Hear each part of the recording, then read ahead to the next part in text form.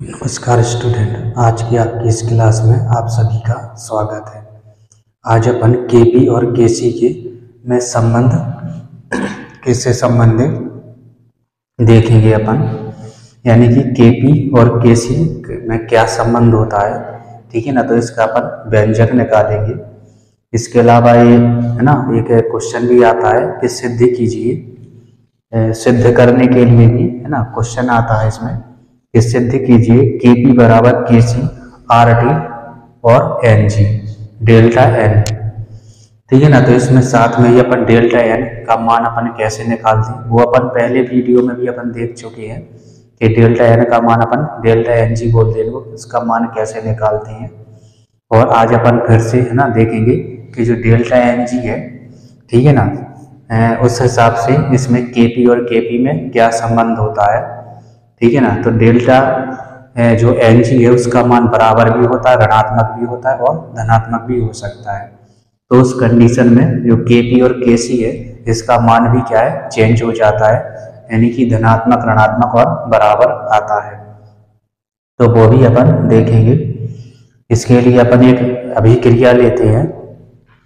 ठीक है, तो एक अभिक्रिया पर विचार करेंगे अपन। तो यहाँ पे अपन लिखेंगे माना एक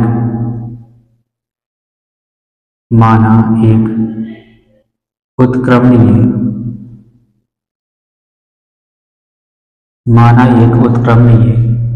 रासायनिक अभिक्रिया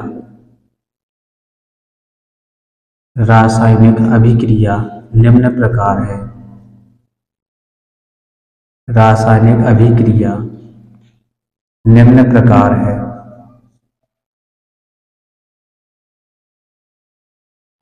निम्न प्रकार है। रासायनिक अभिक्रिया लिखेंगे अपन N1A plus N2B is equal to M1C और प्लस में M2D, जहां N1 N2 M1 तथा M2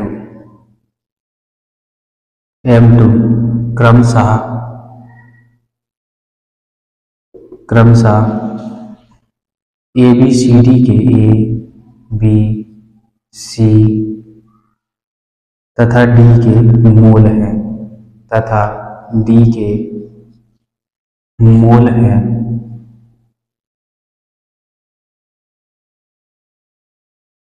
ये जो N1 है, ठीक है, N1 N2 M1 और M2 ये क्या है, ये क्रमशः ABCD के ये मूल है। तो इस रासायनिक अभिक्रिया में द्रव्यानुपाती क्रिया का नियम लगाने पर, तो इसमें अपन लगाएंगे द्रव्यानुपाती क्रिया का नियम। तो यहाँ पे लिख दो द्रव्यानुपाती क्रिया का नियम लगाने पर। द्रव्यानुपाती क्रिया का नियम लगाने पर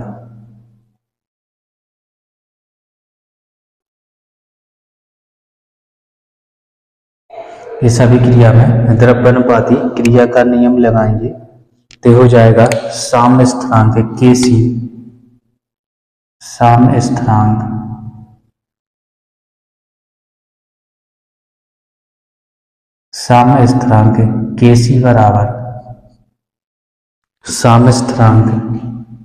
केसी बराबर ये लिखेंगे अपन M1C C की घात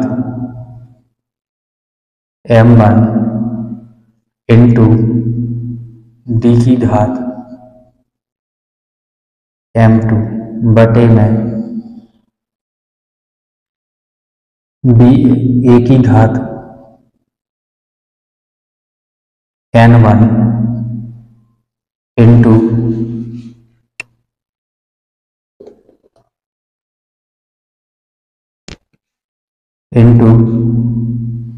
B की घात बी की घात n2। इस तरीके से द्रव्यानुपाती क्रिया का नियम लगाकर अपन एक साम्य स्थिरांक लिख सकते हैं। साम्य स्थिरांक Kc बराबर c की घात m1 b की घात m2 और यहाँ पे बटे में a की घात n1 और b की घात n2। अब यहाँ पे मोलर सांद्रता के स्थान पर आंशिक दाब का प्रयोग करने पर ये Kc क्या है, ये मोलर सांद्रता होती है। जो कोष्टक में इसको लिखा है अपन ने मोलर सांद्रता के टर्म में इसको लिखा है। अब इसी को अपन है ना दाब या मोलर दाब के है ना या जो मोलर सांद्रता के स्थान पर आंशिक दाब के है ना प्रयोग करने पर, तो मोलर सांद्रता के स्थान पर इसमें लिखेंगे अपन मोलर सांद्रता के स्थान पर मोलर सांद्रता के स्थान पर मोलर सांद्रता के स्थान पर आंशिक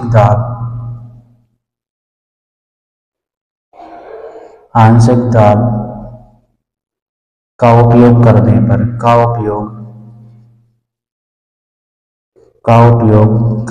पर तो यहाँ पे अपन आंशिक दाब लगाएंगे तो ये हो जाएगा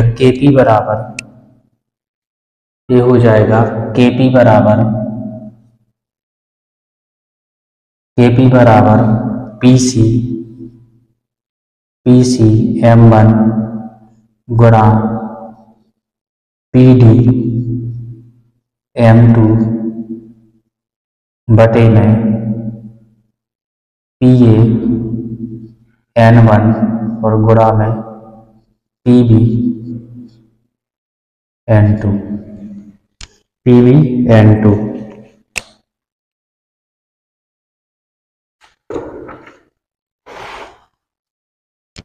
ये लिखने के बाद अब अपन लगाएंगे इसमें आदर्श गैस समीकरण। तो आगे अपन लिखेंगे आदर्श गैस समीकरण के अनुसार आदर्श गैस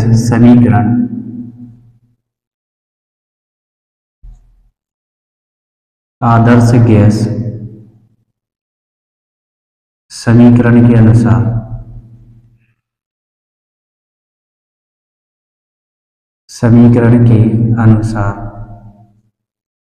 इसमें समीकरण लिख दो। समीकरण ये नंबर 1 है, समीकरण नंबर 1, तो इसको लिख दो समीकरण नंबर 2।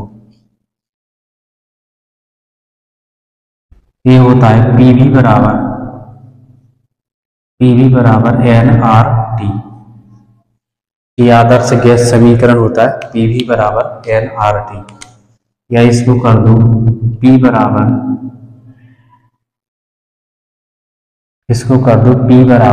n/v RT। n/v का मान होता है क्योंकि n/v बराबर में होता है C।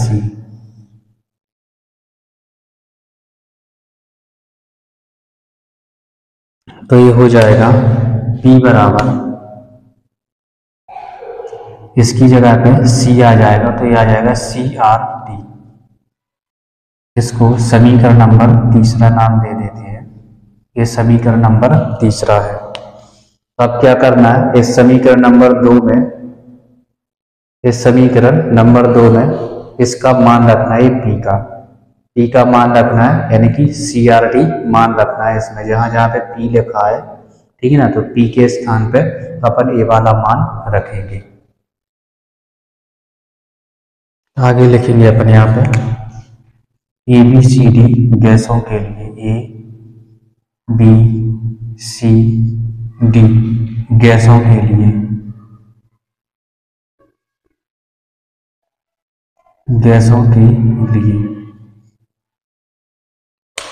तो ये हो जाएगा PA बराबर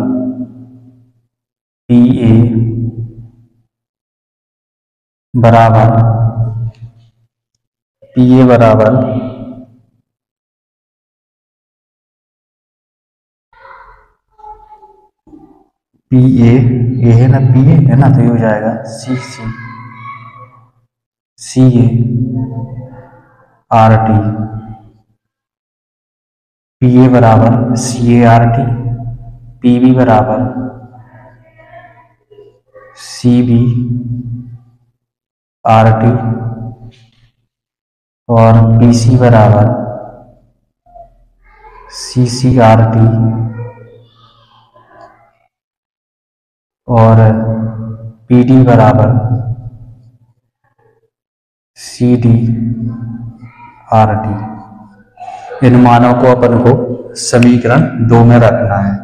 इसमें अपन को ये मान रखना है, तो यहाँ पे लिख दो, इन मानों को समीकरण 2 में रखने पर, इन मानों को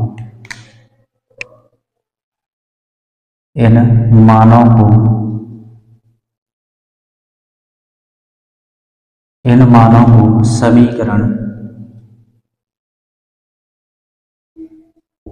2 में रखने पर, इन मानों को समीकरण 2 में रखने पर, तो मैं अब इसको अरेंज किए दे रहा हूँ, ठीक है ना, ऊपर का ये अरेंज किए दे रहा हूँ, ये वाला भी, ठीक है। यदि आपको लिखना हो, इसको नोट करना हो तो कर सकते हैं, बाकी मैं इसको अरेंज कर दूंगा, क्योंकि अभी इसके आगे भी और भी है ना डेरिवेशन है, तो वो अपन इसको कंप्लीट करेंगे, ठीक है ना। तो ये जो मान है अपन को इस वाले समीकरण में रखना है, इनके मान रखेंगे अपन इस समीकरण में, तो हो जाएगा केपी बराबर यहाँ पे रखेंगे अपन पीसी का मान रखेंगे, तो ये पीसी है ना, तो ये आ जाएगा C M one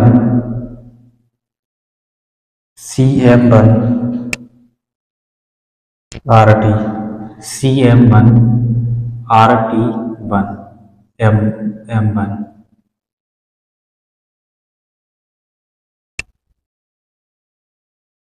C M one R T M one गुणा में D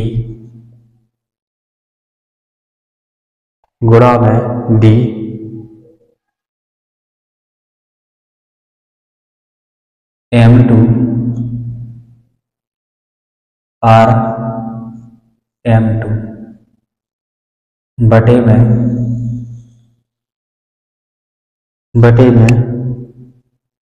A N one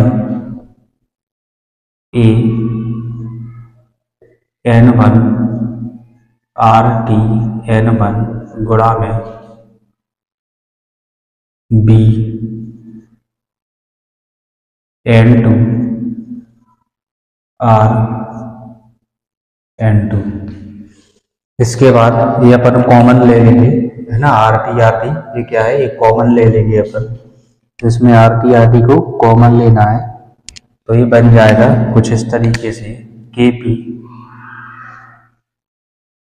KP बराबर सी एम वन गुणा में डी एम टू बटे में ए एन वन गुणा में B N two D N two is equal to R T M one plus M two, R T M one plus M two बटे में R T N one plus N two, N one plus N to.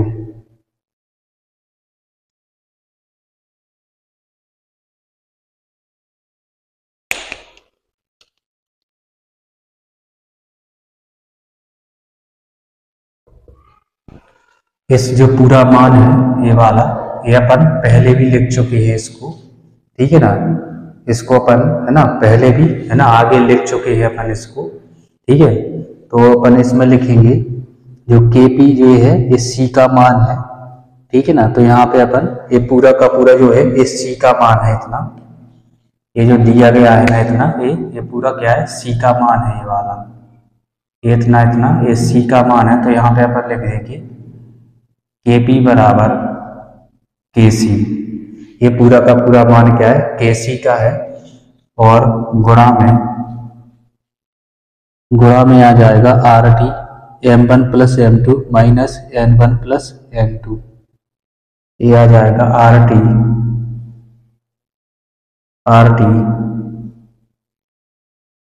M1 plus M2 minus में N1 plus N2।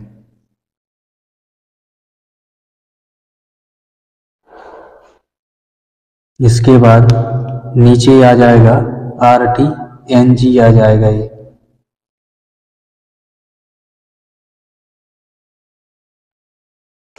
ये आ जाएगा Kp बराबर में Kc गुणा में RT डेल्टा N, ये पूरा का पूरा जो मान है ये डेल्टा N का मान है, ये वाला इतना, ये डेल्टा N का N, जिसमें अभिकारक के मोल, ठीक है ना, और ये उत्पाद के मोल, यानी कि है ना उत्पाद के, सॉरी ये उत्पाद के मोल है, और ये क्या है, क्रियाकार, यानी क्रियाकारकों के मोल होते हैं, है ना। इसको अपन डेल्टा एन के द्वारा प्रदर्शित करते हैं। तो डेल्टा एन जी का मान निकालना है अपन को, तो उत्पादों के मोल और माइनस में अपन जो क्रियाकारक होते हैं उनके मोल कर देते हैं, तो डेल्टा एन का मान आ जाता है। तो इस तरीके से जो समीकरण है ये क्या आ जाता है, ये डेल्टा यानी कि Kp बराबर Kc में ये संबंध आ जाता है, ये वाला Kp बराबर Kc into RT delta N। अब इसकी तीन कंडीशन हो सकती हैं। यदि डेल्टा RT का मान यानी डेल्टा N का मान 0 हो जाता है तो ये दोनों क्या हो जाते हैं, बराबर हो जाते हैं। यदि इसका मान 0 आता है, इसको अपन नीचे लिख के देखेंगे इसको,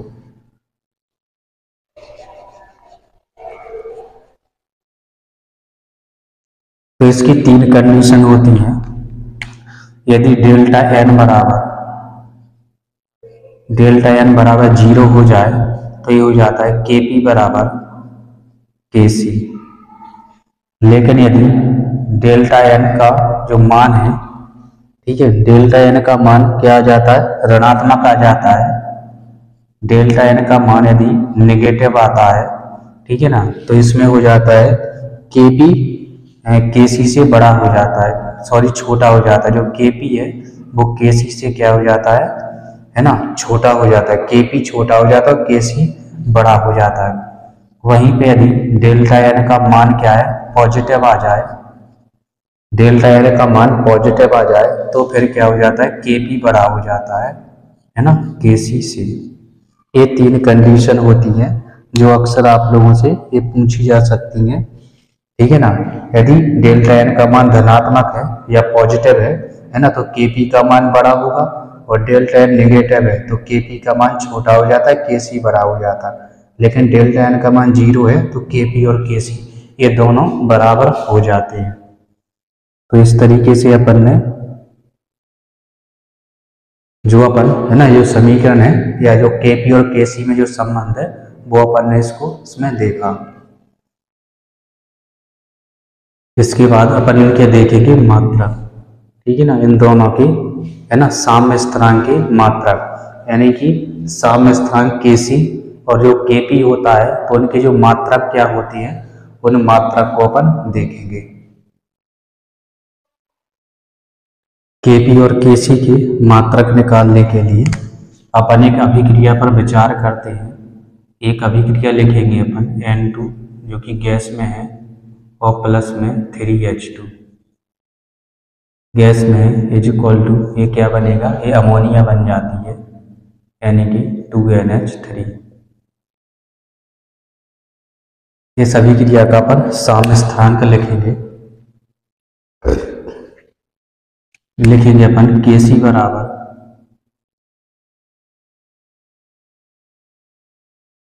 केमिस्ट्री जो मोल होता है इसको अपन स्क्वायर लगा लेते हैं। मोल की क्या लगाएंगे, स्क्वायर, और बटे में N2 और H2 की घात 3। इसमें अपन जिनकी इकाई होती है वो होती है मोल पर लीटर। जो साम्य स्थिरांक है ना, जो Kc का मान है वो सांद्रता को है ना मोल लीटर इनवर्स में अपन व्यक्त करते हैं। जो सांद्रता है, ठीक है ना, उसको अपन मोल लीटर में, और जो प्रेशर होता है या पार्शियल प्रेशर बोलते हैं इनको, पार्शियल या आंशिक दाब बोलते हैं, उसको अपन है ना ATM में या फिर बार में या फिर पास्कल में अपन लिख सकते हैं। तो इसकी अपन Kc की अपन है ना इसमें अपन निकालेंगे Kc का मात्रक। तो सबसे पहले अपन निकालेंगे Kc का मात्रक। Kc का मात्रक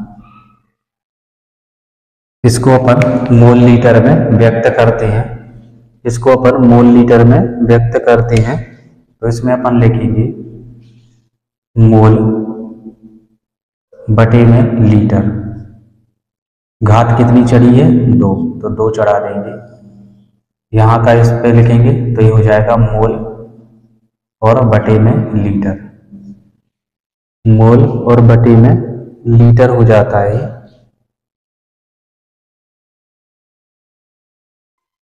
इसी प्रकार इसकी लिखेंगे अपन मोल और लीटर। घात चढ़ी है 3, तो यहाँ पे 3 चढ़ा देंगे।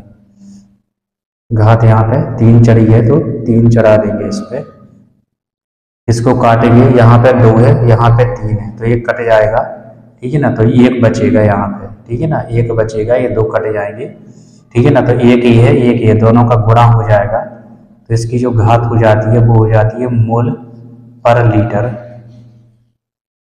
मोल पर लीटर की घात 2, तो मोल पर लीटर की घात -2 हो जाता है, या फिर इसको ऐसे लिख सकते हैं, ये हो जाएगा mole litre inverse, mole litre inverse, और कोष्टक में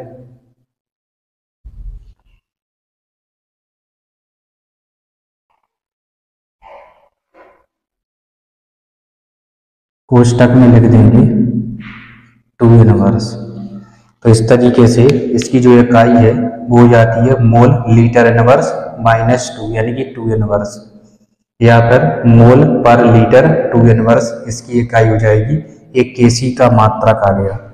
इसी प्रकार अपन Kp का मात्रक निकालेंगे। Kp का मात्रक, Kp का मात्रक, तो Kp का मात्रक अपन को ATM में निकालना है। इसका जो मात्रक है वो ATM में निकलेगा। तो ये सभी क्रिया के लिए अपन निकालेंगे। इसके लिए हो जाएगा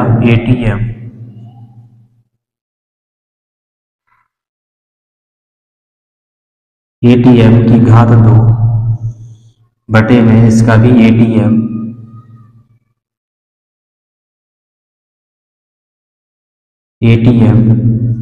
और इसका ATM की घात 3, क्योंकि 3 चढ़ी है घात तो 3, इसमें भी अपन इसको काट देंगे तो ये यहाँ पे 1 ATM बचेगा, ठीक है ना। तो इसकी जो इकाई है इसको गुणा करेंगे तो ये हो जाएगा ATM -2 इनवर्स। ATM -2 इनवर्स इसकी इकाई हो जाती है। तो इस तरीके से अपन इनका Kp और Kc का मात्रक है वो अपन लिख सकते हैं। यदि क्रियाकारों की सांद्रता मोल लीटर में व्यक्त करें, यदि साम्य उपस्थित गैसों का आंशिक दाब वायुमंडल में, यदि इसको अपन वायुमंडल में व्यक्त करेंगे है ना तो ATM आएगा, और इसको अपन है ना सांद्रता में व्यक्त करेंगे है ना तो मोल लीटर आ जाएगा। तो इस तरीके से Kp और Kc की अपन यूनिट निकाल सकते हैं। लेकिन यदि ये ध्यान रखना है कि अगर मान के चले जो क्रियाकार यानी क्रियाकारी है और जो उत्पाद है, यदि उनकी सांद्रताओं में कोई अंतर नहीं होता है, ठीक है ना, तो उनकी कोई इकाई नहीं आती है। ठीक है ना, वो क्या हो जाती है, यूनिटलेस हो जाती है। तो इसकी जो इकाई है वो क्या करती है, डेल्टा एन जी पर निर्भर करती है। यदि इसका अपन डेल्टा एन जी निकाल रहे हैं तो एक बार देख लो डेल्टा एन जी कैसे निकालना है अपन को, या जिसको केवल डेल्टा एन बोलते हैं। तो इसमें अपन ये उत्पाद है तो उत्पाद के मूल लिखना, उत्पाद के मूल है 2, माइनस में इसके मोल कितने हैं, एक होते हैं क्रियाकारक, तो क्रियाकारक 1 मोल यहाँ पे माना जाएगा, 3 यहाँ पे माने जाएंगे, तो कितने हो गए, टोटल 4 मोल हो जाते हैं। तो इसका जो है वो -2 आ जाएगा। इसका जो डेल्टा एन है वो क्या आ जाता है, -2 आ जाता है, क्योंकि यहाँ पे अपन उत्पाद के मोल और माइनस में अपन क्रियाकारक जो अभिकारक होते हैं उनके मोल लिखते हैं। तो इस हिसाब से इसका जो डेल्टा एन है वो -2 आता है।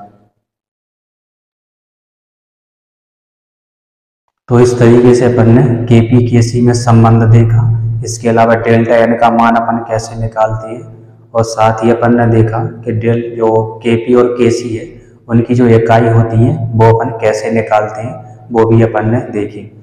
इसके बाद आते हैं जो साम्य स्थिरांक होता है, ठीक है, तो इसके कुछ उपयोग दिए गए हैं कि साम्य स्थिरांक का उपयोग कहाँ कहाँ है ना किया जाता है, और इसके अलावा साम्य स्थिरांक को प्रभावित करने वाले कारक हैं। और इसके बाद फिर आता है आपका ली-सातेलिए का सिद्धांत, या जिसको बोलते हैं अपन ली-चैटले प्रिंसिपल, तो वो भी अपन पढ़ेंगे, है ना। वो भी एक इम्पोर्टेंट है ना नियम है, ला-सातेलिए का सिद्धांत, या जिसको बोलते हैं अपन ली-चैटले प्रिंसिपल। तो आज तक की क्लास में अपन इतना ही, आज की जो क्लास है वहीं पे अपन समाप्त करते हैं, और आगे जो क्लास होगी तो उसमें अपन साम्य स्थिरांक के उपयोग और उसको प्रभावित करने वाले कारक और साथ में ही ली-चैटले प्रिंसिपल पढ़ेंगे। तो आज तक की क्लास में बस इतना। इसी तरीके से हंसते रहिए, खेलते रहिए, मुस्कुराते रहिए, पढ़ते रहिए। वीडियो अच्छा लगे तो अपने दोस्तों के साथ जरूर शेयर कीजिए। नमस्कार।